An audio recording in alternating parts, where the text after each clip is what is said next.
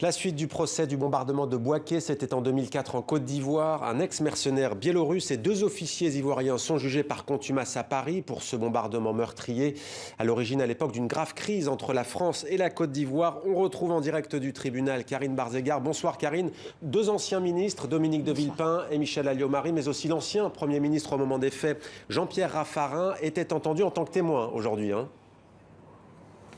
Oui, absolument, Mohamed. C'était un peu la ronde des ministres à la Cour aujourd'hui.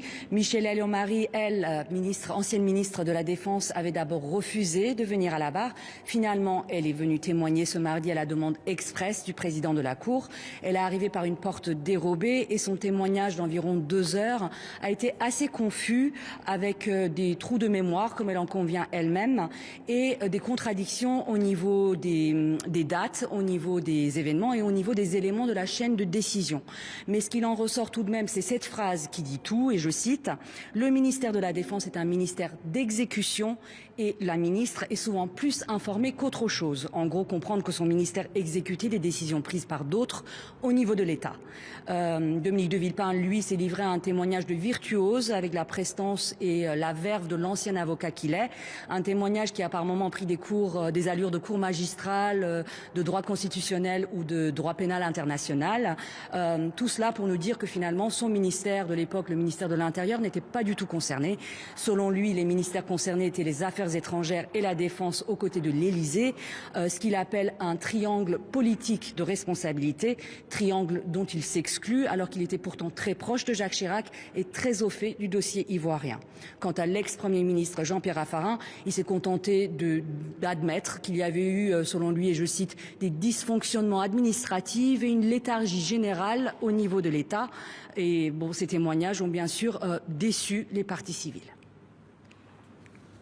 Les services de renseignement de l'époque, soit la DGSE ou la DRM, ils s'envoient la balle entre eux.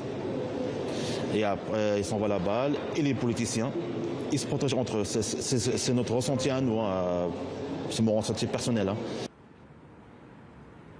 Oui, et c'est aussi le ressenti de nombreuses parties civiles, les mères, les veuves, les enfants des 9 soldats tués dans le bombardement de Bouaké. J'ai pu échanger avec certains d'entre eux. Ils éprouvent bien sûr une grande déception, mais aussi de la colère, voire même du dégoût. L'une des mères m'a même dit « j'ai envie de vomir ». Car il faut dire qu'à ce stade, 2 semaines et demie après l'ouverture du procès, les parties civiles n'ont toujours aucune réponse. 16 ans après le bombardement de Bouaké, on ne sait toujours pas qui a ordonné l'attaque, ni pourquoi. La seule thèse qui ressort des derniers témoignages, notamment des témoignages des politiques, c'est éventuellement une décision délibérée prise par des extrémistes du gouvernement ivoirien. C'est la thèse partagée par Dominique de Villepin et Michel Alliot-Marie, qui ont tous deux pointé du doigt l'entourage de Laurent Gbagbo, avec des factions extrêmes qui, selon Dominique de Villepin, étaient, je cite, assez virulentes pour agir afin que la France change de position ou qu'elle s'en aille de la Côte d'Ivoire.